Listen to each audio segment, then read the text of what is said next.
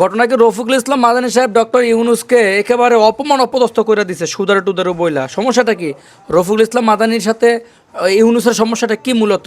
এই ধরনের বক্তব্য তিনি কেন দিলেন? শুনি তো তার কথাগুলা।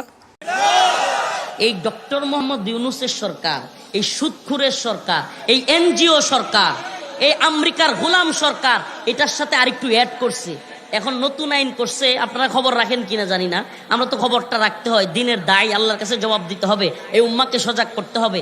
এখন নতুন আরেকটা আইন করছে, 100 লোক যদি কোনো এলাকায় মদ খায়, 100 কয়শো, কোনো এলাকায় যদি একেবারে কার্ডদারি, কোনো এলাকায় লাইসেন্সদারি 100 লোক মদ সেবনকারী থাকে, লাইসেন্সওয়ালা, রাষ্ট্রের লাইসেন্স আছে, তাইলে ওই এলাকায় নাকি মদের দোকান খুলতে পারবে। দেখেন, ইউটিউবে সার্চ দিয়েন, যমুনা নিউজ সহ সকল নিউজে তো আছে, দেখে নিয়েন। প্রিয় ভাইরা আমার, বন্ধুগণ আমার প্রশ্ন, আল্লাহ পাক যা হারাম করেছেন, হারাম আরবি শব্দ, হারাম কি বলেন না? হারাম কি? যদি না বুঝেন তাইলে তো ওই হাজি সাহেবের মতো বলবেন এলাকায় আইসা। এক হাজি সাহেব বাড়িতে আসছে, বাংলাদেশি, আইসা বলতেছে, ইস, মক্কা মদিনায় গেলাম, ঘুরলাম, হজ করলাম, উমরা করলাম, ভালোই লাগলো, সবই আরবিতে বলে আজান আর একামতটা সারা। কি লিগা? আজান আর একামতটা বুঝছে, আর বাকি কিছুই বুঝে নাই।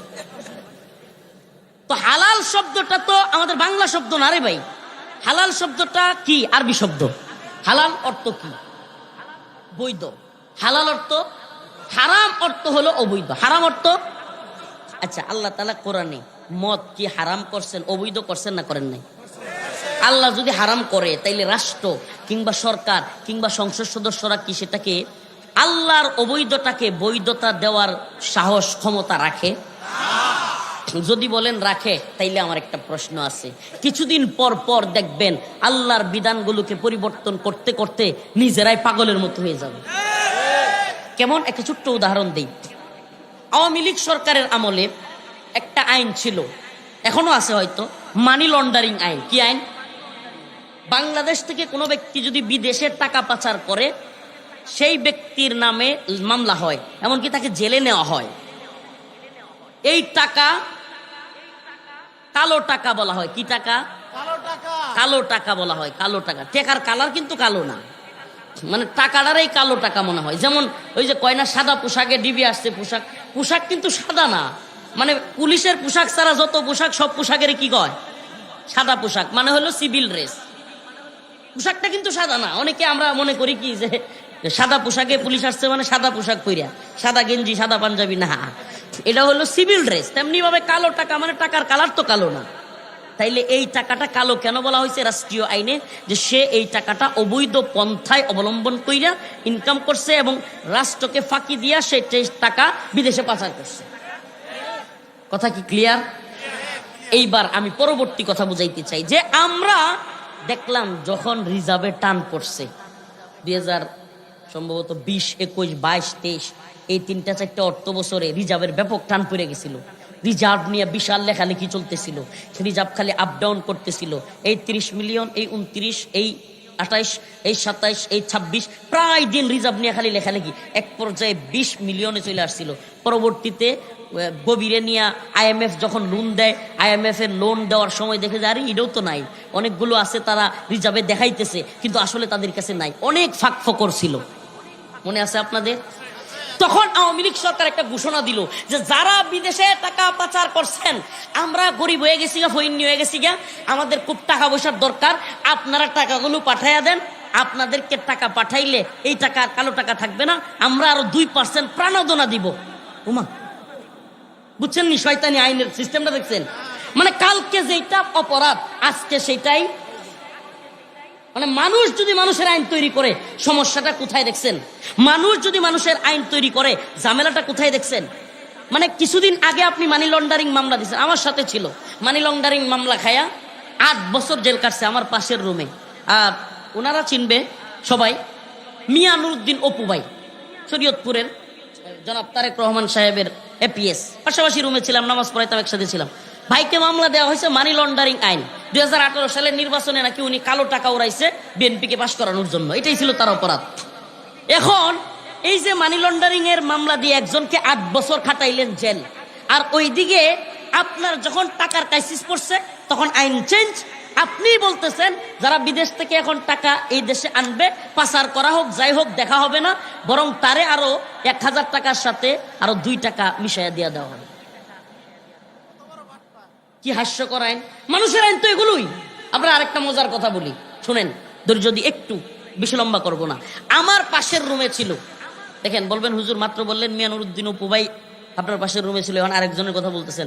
পাশের রুম তো আর একটা হয় না। আর বিল্ডিংও কিন্তু আমাদেরকে রাখা হয়েছিল একটা 4তলা ভবনে কাশিমপুরে। ওই 4তলা ভবনের 60টা সেল, ওই যে ফাঁসির কন্ডেম সেল শুনছেন না, ফাঁসির সেল, ওই সেলগুলোতে আমাদেরকে রাখা হইতো। তো ওই 60 সেল 4 তলায় 15টা করে করে ছোট ছোট রুম, ওগুলোতে 1জন 2জন করে করে রাখা হইতো। আমারে একাই রাখা হইতো সব সময়। তো আমাকে 8 মাস নিচতলায় রাখা হয়েছিল। নিচতলায় ছিল সবচাইতে বাজে জেলখানার বাসায় বলা হয় বি ক্লাস। জেলখানায় এদেরকে বলা হয় মদখোর, নেশাখোর, চুরি চিন্তাইকারী, রাহাজানিকারী, সন্ত্রাস, এদেরকে জেলখানায় বলা হয় বি ক্লাস। এক কথায় কি বলা হয়? B class. তো নিচতলায় ছিল সব বি ক্লাস আসামি। এদের সাথে আমার রাইখা 8 মাস প্রায় পাগল বানায় ফেলাইছিল আমার। আমার সাথে একটা আসামি ছিল অন্যতম, যারে আপনারা এখন সবাই চিনবেন। তার নাম হলো কিংকান ওরফে সম্রাট। এই যে মিডিয়ায় যারে দেখতেছেন, কিছুদিন যাবৎ 6টা 7টা খুন সাভারে, দেখছেন না? ওই যে লাশ নিয়ে নিয়ে কাঁধে পুরায় ফেলতেছে, এ কিন্তু আমার পাশের রুমে ছিল 8 মাস।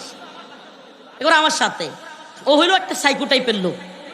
আমি আপনাকে একটু এই কথাটা বলা উদ্দেশ্য এমন না যে হুজুর জেলের গল্প বলতেছে, একটু মিলাবো আপনাকে, একটু বোঝানোর জন্য যে আল্লাহর আইনে কতটা শান্তি কামিয়াবি।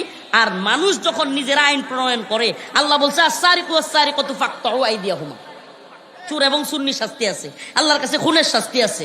কুতিবা আলাইকুমুল কিসাস ফিল কতলা, হত্যার বদলে হত্যা, বেশ, কোনো কথা নাই এখানে, কোনো কথা নাই। এই রিভিউ, আপিল, শুনানি, এটা সেটা করতে করতে 14 বছর 15 বছর জায়গা, হ্যাঁ 2 বছর 3 বছর জায়গা চার্জশিট দিতে। 3 বছর পরে জিজ্ঞেস করে আপনি কি দোষী না নির্দোষ। আমারে জিজ্ঞেস করছে 10 মাস পর। আমার মেজাজটা এমন গরম হয়েছে, আমি তখন বুঝতাম না।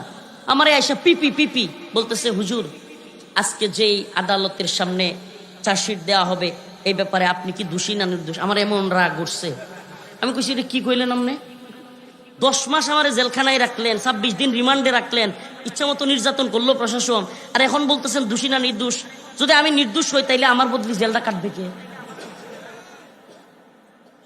আমার উকিলরা আমি রাগ দেখাইতেছি, আমার উকিল কই হুজুর হুজুর প্লিজ, আমার উকিলরা, আমি বলছি জীবনও আমি বলবো না, আমি এখন নির্দোষ বলবো কেন? হুজুর আপনি যদি এখন নির্দোষ না বলেন এখনই রায় দিয়ে দিবি। ও মা, এ কেমন শয়তানি রে ভাই! মানে এখন আমি যদি নির্দোষ না বলি আমার নাকি এখনই রায়, কারণ আমি মেনে নিছি। হাস্যকর আইন। 10 মাস পরে আপনি একটা লোকের বন্দি রাইখা, রিমান্ডে রাইখা জিজ্ঞেস করেন আপনি এখন দোষী না নির্দোষ। এই হাস্যকর আইনগুলোকেও মানতে হচ্ছে। আর আমাদের দেশে ওই পশ্চিমাদের কিছু পালিত বালক আছে, ডলার খায়া পেট নষ্ট করছে, পশ্চিমকে ওয়েস্ট ওয়েস্ট ওয়েস্ট ওয়েস্ট করে চিল্লায় আর কয় পশ্চিম পশ্চিম, উন্নত বিশ্ব।